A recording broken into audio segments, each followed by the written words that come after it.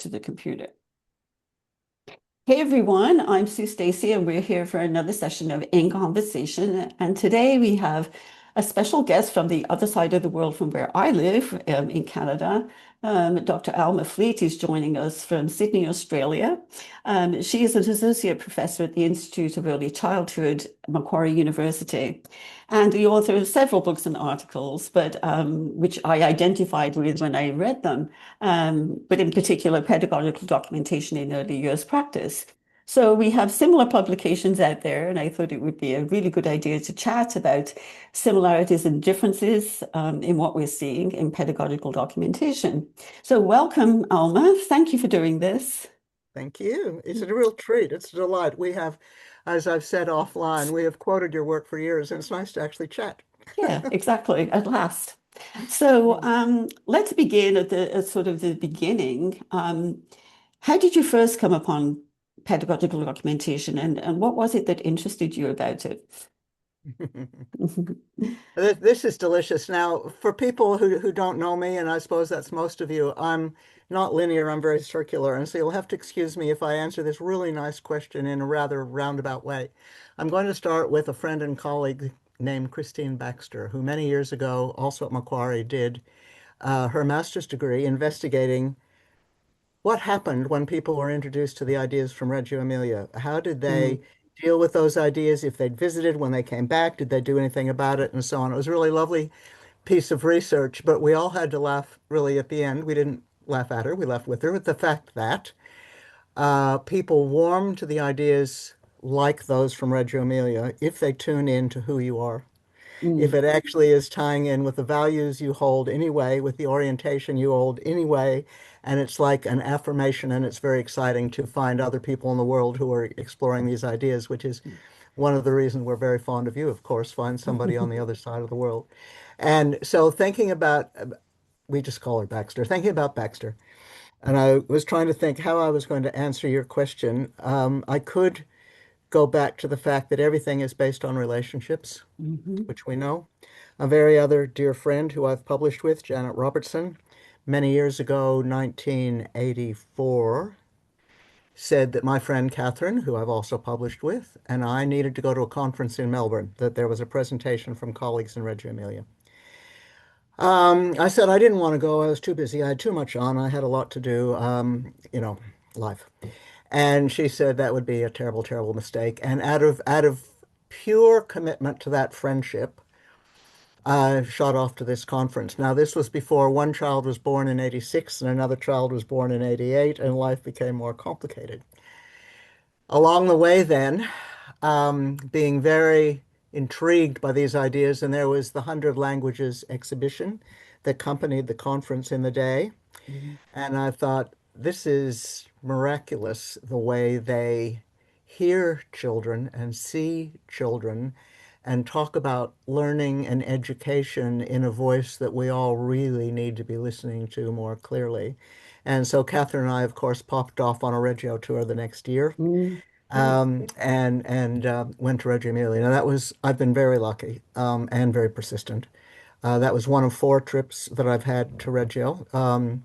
One was as an invited professor because some students came to me and they said, there's a trip to Reggio, but we can only go if we have an academic who'll go with us. Will you go? And I said, well, again, my normal response, I'm awfully busy. And they said, yes, but, and I said, I will go if Janet will go.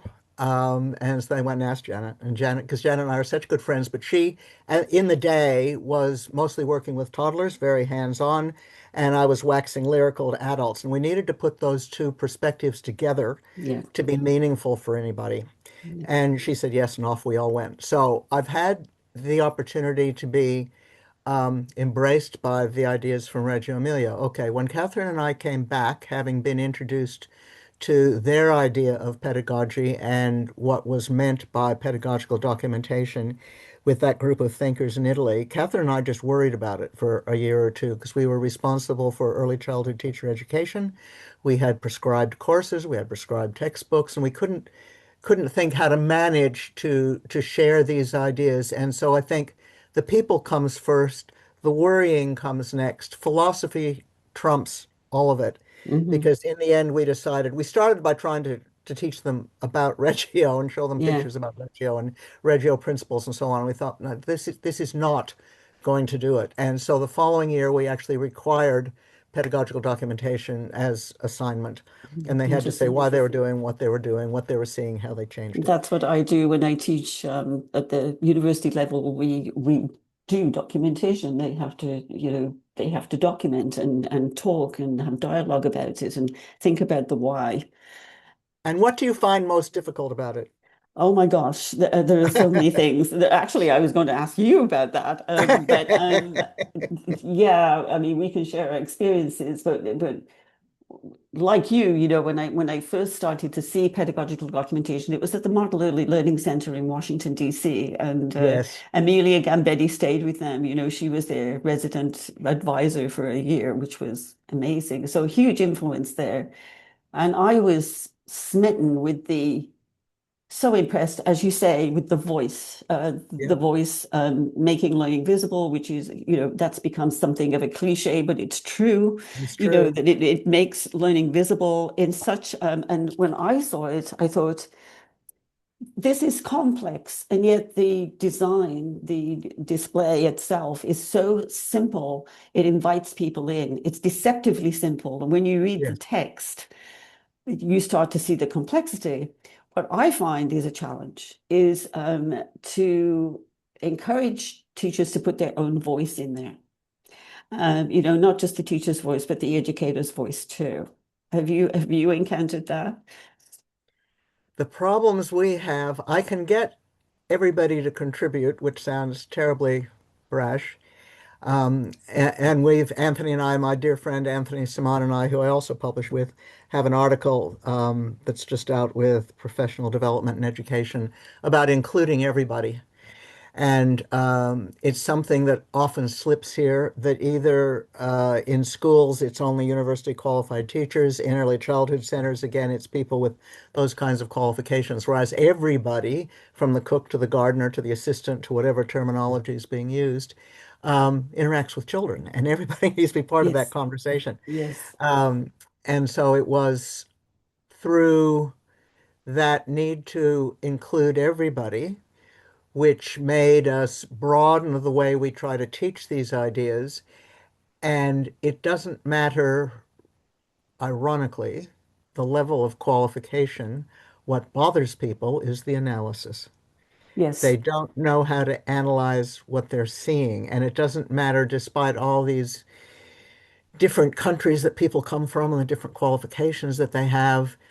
I think somehow people are so socialized into just believing play matters, full stop. Yes, it hmm does. But why? What are you seeing? What are you learning about the child? And so what I've started doing is trying to help people see that the reason we do Ped Doc is not for reporting to parents, although that's useful, or for satisfying the accreditor, which is also useful, or for helping with your planning and your decision making, which is also useful. It is to help us understand children better. What we are mm trying to do yeah. is be more open to what is going on with children. And I think Reggio always helps me along the way. And I remember somebody there saying that what this work is about is professional learning for adults. That Ped Yes, Doc is professional learning for adults. yeah, And I think that is misunderstood yeah, because I don't know about what's happening in Canada, but certainly what's happening here is that there is such a focus on the requirements and the accreditation yeah, and the downward push that people are anxious about filling in boxes and exactly. meeting the legislative requirements. And they forget that children have to come first. And what you do around that then will, in fact, meet those requirements. But you Yes. have to balance out the other problem they talk about is time. You Oh, have of to course, balance time. out. I have a whole chapter in one of my books on time because it's Exactly. the biggest Exactly. problem for everyone. Yeah. And if you're having to use the majority of your time for filling out requirement forms, then you have precious little for sitting down and laughing and playing. And there is now not enough laughing and playing alongside children, Yeah. which Or Um, on the other hand, you mentioned, analysis, the difficulty with analysis. I find that happens both at the student level, yes, in college, but also with seasoned educators as well, because they've rarely been asked in this country, they've rarely been asked to do that, to mhm. think deeply and have dialogue about what children are doing. I call it the missing middle, where you go from the observation to documentation and Action. the and action, and there's no pause in the middle because people just don't have time.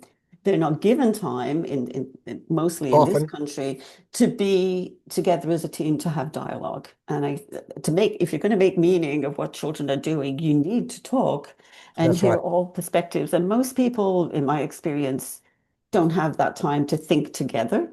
That's And true. that's a big challenge. That's the main, well, it might not be the main message, but certainly a key message that came from our other colleague, Wendy Shepherd, who is still a very close personal friend, who was director of the Children's Center at Macquarie in the day. Janet was her offsider and room leader for toddlers and outdoor educator in the day. But Wendy's theme song, Beyond the Importance of Philosophy, was the importance of time for people to work together. Mm, And to be able yeah, to juggle your ratios and your timetables and your expectations of families and employers, because unless you can talk with the people you're working with, you don't have a hope in hell of getting a culture of a center which values inquiry. exactly. Yeah, exactly. Yeah. Well said. So, in terms of, professional learning for adults through pedagogical documentation. How do you see, there you go, insights. You can Well, finish your question. in a nutshell, how do you see that unfolding, professional learning for adults through pedagogical What documentation? we decided to do, this book came out in 2006, Hmm. Insights, and my Yeah. my blurry thing is on, so you can't see it. But it's Insights, and the subtitle is Behind Early Childhood Pedagogical Documentation, and it's Mm. edited by me and Catherine Patterson and Janet Robertson. And the reason I am answering your question, I'm just going around in a circle. And the reason we did this was because we wanted to celebrate the work Janet was doing. She's the most inspired educator of 2-year-olds. She's not doing that anymore. She's also just working with adults. But um, pedagogical documentation just made absolute sense to her. And she didn't seem to need to think about it, which made it very difficult. And she's got a master's degree in early childhood, but it made it very difficult for other people to know what was going on. So that when we had put together an exhibition which was called Exhibiton, which is another very long and complicated story. And I was sharing that with Iram Siraj Blatchford, for example, and she said, this work is fabulous. It shows the children's thinking, etc. But what is the teacher doing? What is the adult doing to make Mm. this happen? And that she launched it. She launched this book, and that's what she asked me. And so I thought, okay, from here on out, and this is good. And it's hard to get, but it includes things like Janet's image of the child built on Reggio's image of the child, but what child are we actually seeing? That important perspective. Anyway, the importance then of helping people see what Janet was actually doing. And because we were working with a team of people, we had to include other people. And other people said very, very, very useful things. But this was originally a celebration of Janet. And so by 2012, we came out with Conversations. I don't know. I don't remember turning this bloggy thing on that makes it all go blur. Anyway, this says Conversations, and it says Behind Early Childhood Pedagogical Documentation. Same three people, 6 years later. So we're very slow. We are very, very slow. When we finished Insights, somebody said to us, it's a wonderful book. We love it. Thank you so much. There's no definition of pedagogical Mm. documentation Yes. Yeah. in 400 words, It's 400 very, pages. it's very difficult to define. Yeah. And so we tried in this, um, and they both have a social justice frame. We were trying to, and we were aiming too high for the sector Hmm. I'm embarrassed to say, other than the people who are the leaders. That if you think alongside children through pedagogical documentation, you can challenge socially unjust practice, Yes. Yeah. whether it's gender or bullying or whatever it Yeah. might be. Um, and folk were interested, and our student teachers, because they at the time they were 4-year qualified, that's going out the window pretty rapidly. Uh-oh. Um, they were keen. They were keen. But the sector now is mostly folk that are much less qualified, not necessarily in the profession for the same reasons we would have chosen. We have many international students who find this a pathway to get visas and international access for Yes. their families. Yeah. And so they're perfectly keen and willing to do the work, but they are not professionally passionate. They are just Hmm. doing the work. Yes. And so the idea of selling socially just practice through pedagogical documentation was a nonsense. And we needed to look to see what other people were doing, which is what took us to the third one, which also isn't going to show up. This was 2017. This Hmm. is pedagogical documentation in early years practice. This is SAGE. It's still the three of us, but it has contributions from Canada and England and Oh, from yes. Australia Yeah. to try to get voices. We thought, okay, we're not doing we're not doing this very well. We've been doing it for a very long time, and we're not doing it very well. So we're going to try to get some more people into this Yeah. conversation. I mentioned Thing. to you, I'm sure you know of Caroline Ween, Yes, love them. and I mentioned to her that I was going to be talking with you. But when you mentioned trying to document, trying to understand what people are actually doing, your colleague that Yes, when Janet's decision making. has this ability to just do it, but to Yeah, to explain to someone else how they do it and why they do what they do is a very difficult thing to explain for people who come naturally to it. And there are a few people out there who just come naturally to this process, and her understand videos, of it. course, are stunning. We use her Yes, just videos. embrace it. They She understand it. unpacks it, Yeah. Yeah. but So we what also try to. Caroline does is it is very much like Betty Jones, who's Yes, influenced us both. yes, What Caroline does and I guess myself to some extent is try to tell stories of real practice yes, and we do and too. use that as an illustration for what it might look like. And it's going to look different for everyone. But the basic, going back to relationships, the teacher's voice. Tiziana Filippini recently did a series of discussions for Piazza Ora here in North America. And I was listening to her, and she said that many years ago, when documentation in Regios first started to sort of travel the world, people loved to see these exhibitions. They loved them, they flocked to them, but they didn't really understand the process because the children's voice was very present. And she said in Mm, those mm, days it was all about the children, but these days they realize that the teacher's voice is necessary that's because you right. have to explain. You want to be understood, and so you have to Right. explain what happened and what you did and why. So that teacher's voice comes in. Have you Absolutely. And found that? isn't she marvelous? She's such a joy. We've had her out here too and listened to her in Reggio, but she's such a joy.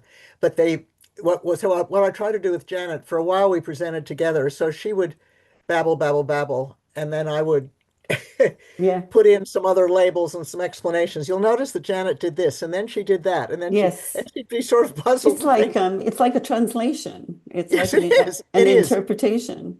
And that finally brings us to the last one. This one came out just in March, Redefining Planning and Assessment, Seeing Children Through Pedagogical Documentation. Mm. We're trying to get you a copy. Oh, there we go. We're There you trying to get go. you a copy of that. I don't know if that's Thank going to you. happen or not.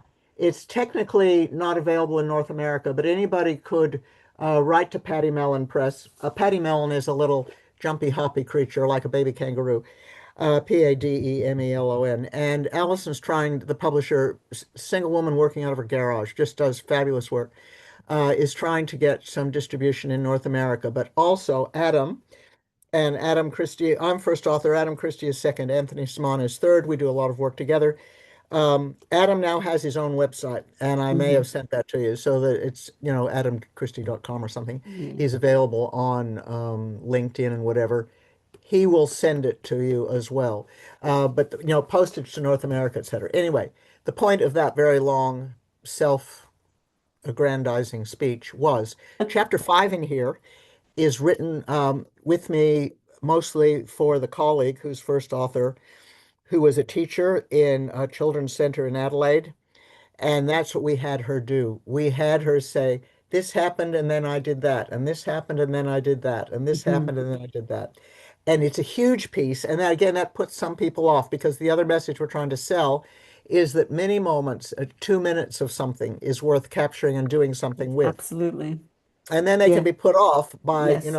the Lion Project or rainbows or whatever. Yeah, sometimes people are looking for the big inquiries, the big projects, and I think the small extraordinary moments can be so valuable, especially when you're trying to use documentation as a tool for planning. Yes, Those small moments can guide you from day to day. absolutely. And really, when you delve deeper, they're not small. That's exactly. They're quite deep. The children's thinking is astonishing. Um, and we've had some success recently around here with the support of a pedagogical leader in one of our lab schools um, with toddlers, looking deeper at what toddlers are doing. And pedagogical documentation, I think, can be so useful for those very young age groups because often, the general public, society at large, sees them as, charming and active and short attention spans, and that's not them at all. And we can use documentation to articulate how toddlers work with materials. I think there's It's great a fantastic advocacy tool. yeah, great advocacy. And so, what do you think about, the idea of pedagogical documentation, besides being a planning tool, do you think there are ways in which it brings passion back to the work? Do you think can it assist educators? That's a both sides now question because half the folk take say that it takes away the passion because it takes too much time Hmm, and it locks you behind a camera or an iPad or something, and you're not actually engaging with children, which can happen. The other folk get, and maybe it's only about a third, it's probably not a half, get excited about what they actually see when they pause and slow down and join in, and that does reignite the passion. And uh, I know I do some mentoring of some centers here, and I was mostly online. Well, that's not true, 50-50. But anyway, I was online with Alas the other day, who was saying how nice it was to actually talk about pedagogy, because all their time was being spent on mandatory coursework about child protection or about meeting accreditation, because the child protection issues here have gone quite hmm, manic yeah, uh, because there have been some awful things going on. And the reasons for that have to do with ratios and misunderstanding and fast tracking people and all sorts of things. But it therefore means that the regulators have really jumped down on providers saying you're not doing enough to understand child protection or to limit phones and cameras and et cetera, et cetera. And while that is all very, very, very important, um, quality centers didn't have any trouble anyway exactly. Yeah. because they were doing all the things that one should logically do, and they were still able to have time to think together, to explore with children, to have a more open-ended planning cycle, not something that's preset a term in advance and so on. So it's multifactorial and multi-leveled, I think. Yes and no. I think that that administrative, push down and all Yeah. all the problems that creates, as well as solutions to some challenges. makes me think about the role of leadership in centres and Agreed.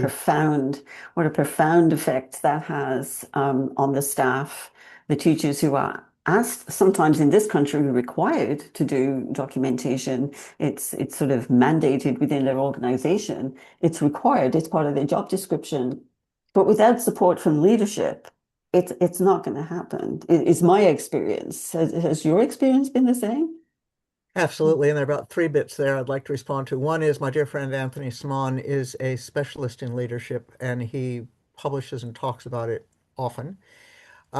We know that that is critical. Now, there are at least two types of leadership that we're talking about. One is the kind that anybody can do anywhere, and the other is the nominated person in Australian sites. There has to be somebody entitled an educational leader. Hmm.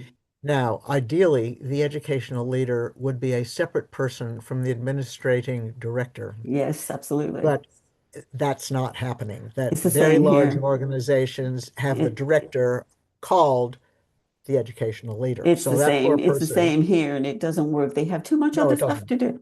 Yeah.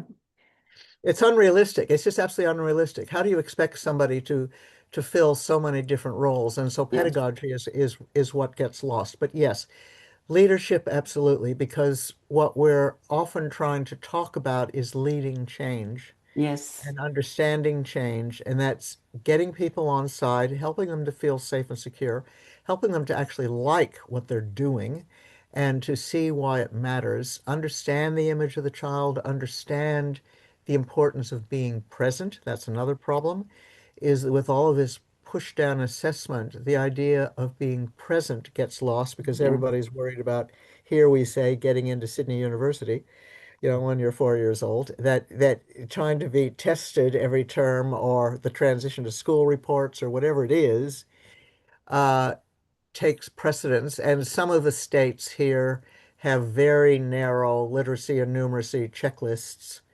um, for 4-year-olds, Uh, and staff panic and they lose their understanding of what they're supposed to be doing and realizing that through play and ordering recipes at your cafe and shopping, you're going to have literacy and numeracy, yes. and they default to instruction rather And than you just have to recognize it when it's happening. You have to you have to see it. recognize that that's what it is.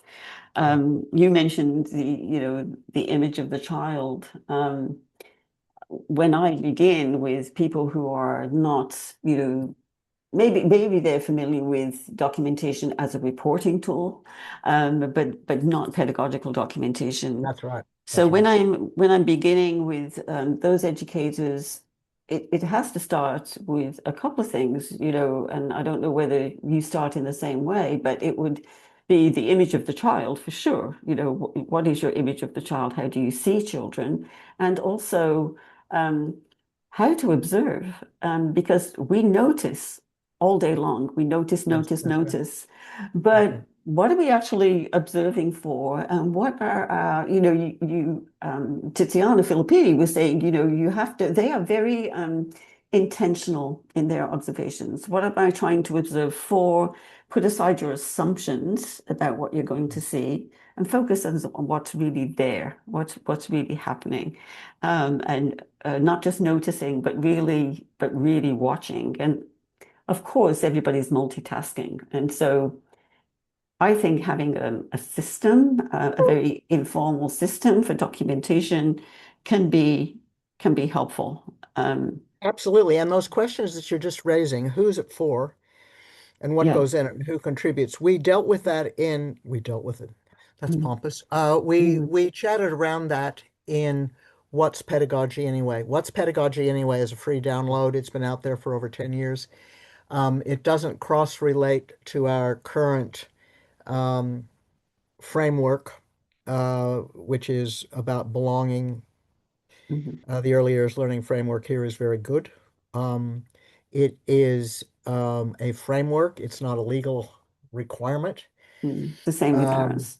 Yeah. it's part of the National Quality Standard, which is part of the National Quality Framework. It's a very um, useful overview structure, and many countries would be very grateful to have something like it. that asks people to be looking at the environment and at relationships and work with families and so on. Um, but when folk are anxious, they cross-reference everything to a numbered outcome. They don't. A developmental domain, you know. Yes, and That so I we're try to, mostly out of that. I'm going yeah, to see if I have in front of me here. Sometimes I do. We're mostly past worrying about developmental domains, but oh, you're not going to be able to see it. I should have turned off this fluffy thing. What Pedagogy Anyway is an A4. It's a free, as I say, free download, and it oh, we did it, our team. That's me, that's a colleague Toby, Janet, Anthony, Wendy.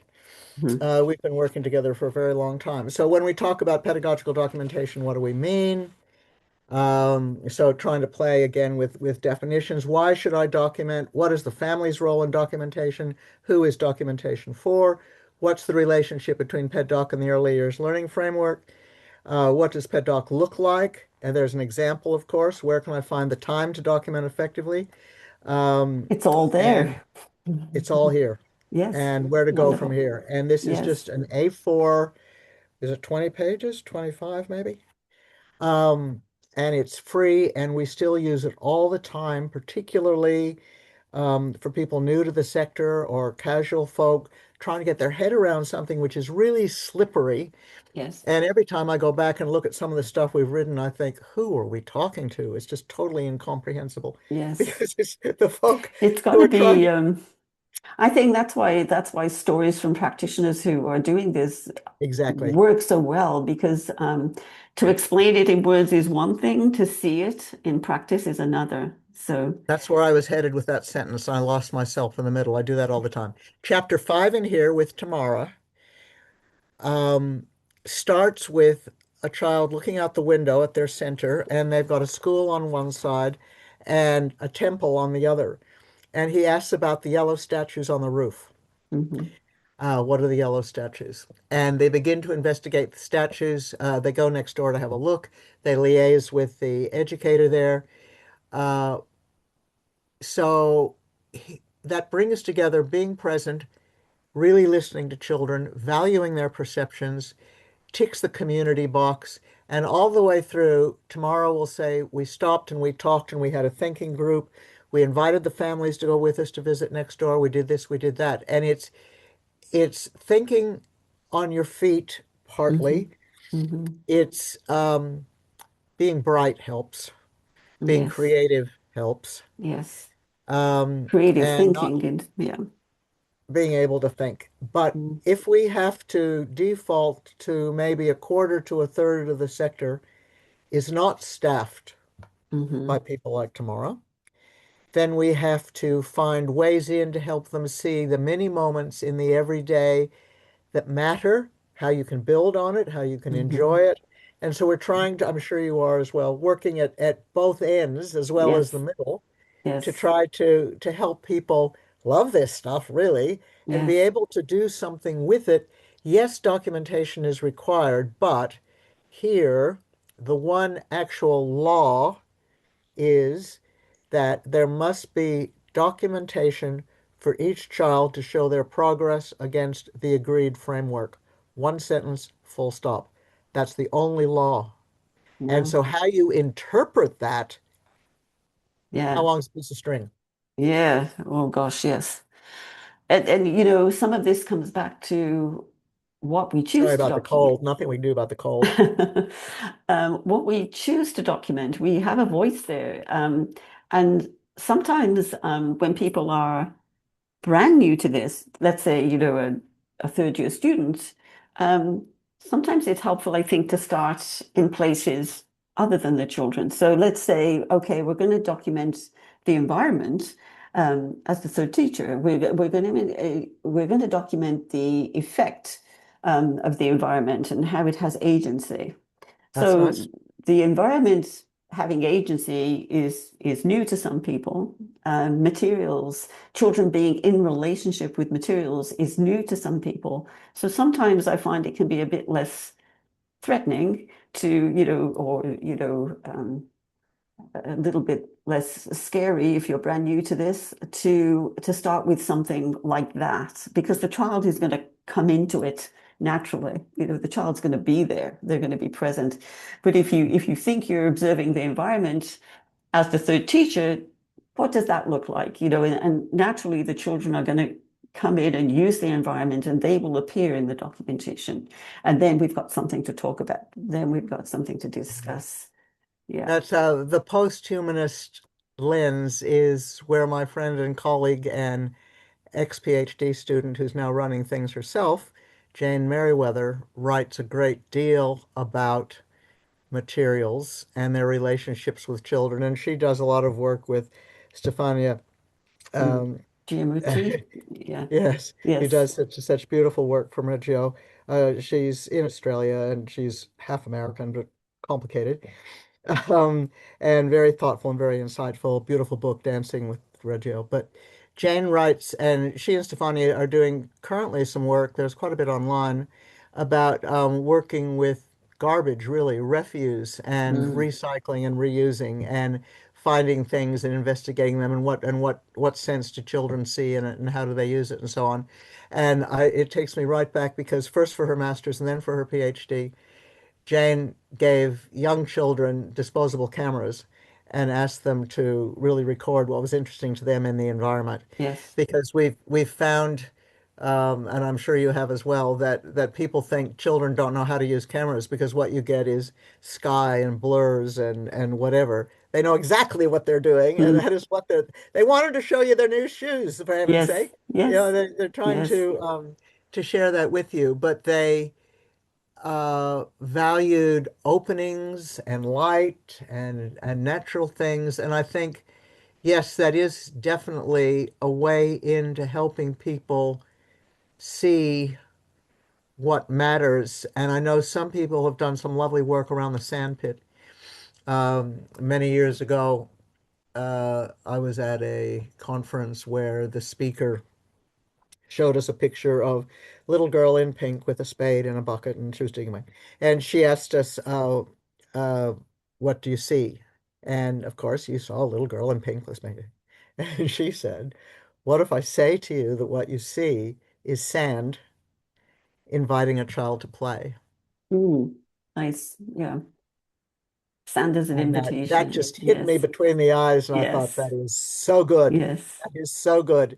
It moves the post-humanism into something accessible that Mm. makes sense, and you think, I get that. I Yeah. get that. Yes. That really works. So Yeah, when good. I was in Reggio and talking with the educators there and the Italieristas, they often gave in their examples of encounters and documentation that they shared, they often gave inanimate objects agency. They gave them a voice, inanimate objects. The perfume girl, the Yes, beautiful yes. Oh, yeah, Perfume yeah. Girl started, the origins of that started when the children were on the street, walking past the construction of this or the renovation of this building with had a big cover over the top, as they do in Italy to make it look beautiful. And the children noticed, first of all, the noise behind that cover of the renovation, the jackhammers, they noticed the noise. But they noticed the dandelions growing through the cracks in the Yes. sidewalk. And they stopped and they said, it's too noisy here for the dandelion. How does it feel? So the children are used to hearing their educators talk like that, about what seemingly inanimate objects. They give them life. So I find that children, they've experienced that from infancy become very imaginative. When you Yeah. read the transcripts of what children in Reggio Emilia are saying, um, they are wise beyond their years. Most children are. Um, but some of the things they say, I think, where does that turn of phrase come from? And it's because their educators are speaking with them in that way. It's what they grow up with. It's quite remarkable. Yeah. Yeah, absolutely. They're living that idea of provocation. Yes. Yeah. I just want to go back to the role of leaders and just mention that in this country, largely because of funding, but also for lack of political will. There are very few pedagogical leaders, besides administrators, in centers, even high quality centers. They're few and far between, and the directors have had to real and boards have had to really be imaginative about how they're going to get a pedagogical leader, even part-time. I mean, in Reggio Oh, Emilia, the pedagogistas serve yes, that's several right. Mm, centers.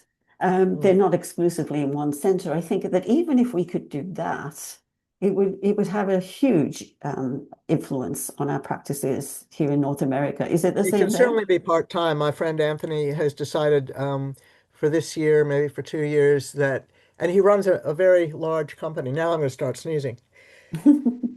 Bless you. Oh dear. I was hoping I could make it through an hour. Um, he decided that he was originally a teacher with young children and has his master's degree. His master's is actually in sociology, which is interesting, but he's an early childhood teacher.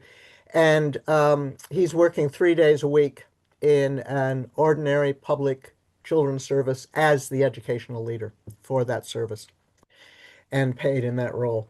To be able to get his hands in and to support them and to learn with them. And so the part-timer can be very effective if it's somebody who knows what they're doing. Yes, yeah, exactly. That book, The Role of the Pedagogista, had Yes. a huge effect on me. That's a fabulous book, and I keep going Yeah, back it's to it, and I fun. keep Yeah. quoting and thinking, how can we make this happen in the but here, as particularly in Nova Scotia, where I live, there are cuts rather than extra funding. We're going in the Yes. opposite direction in terms of professional funding, so that's a bit discouraging. Um, just to finish up with the time goes so quickly when we're in conversation, but just to finish up, if you were going to give advice to someone who is just beginning this documentation journey, what do you think you would advise them to think about or to learn about?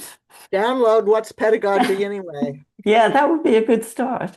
Yeah. It's free. Get a friend to Yes. do explore with a buddy.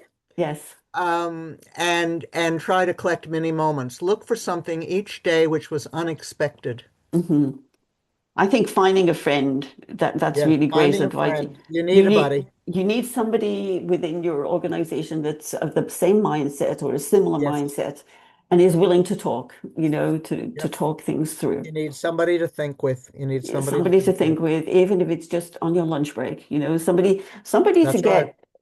get excited with, or puzzled with. Yeah, Yeah, puzzled with. Puzzling is really good. So I asked them to collect many moments. And when I have a new group on Zoom, maybe 8 people around, I go around the circle, everybody from the newest to the director. I want something that happened today, or if you're part-time, yesterday that surprised you. We go around, oh, Johnny did this, Mary did that. We go around. I said, okay, great. now I want you to title it because Yeah. I use titling a lot. Um, Titles two-part are title. titles are very important. Titling. We do Yeah. two parts, Yeah. a colon in the middle, one half invitational, one half informational. We talk about it on the Swan and Slattery website. But I want a title for it that's going to tell me what caught your attention and why does it matter?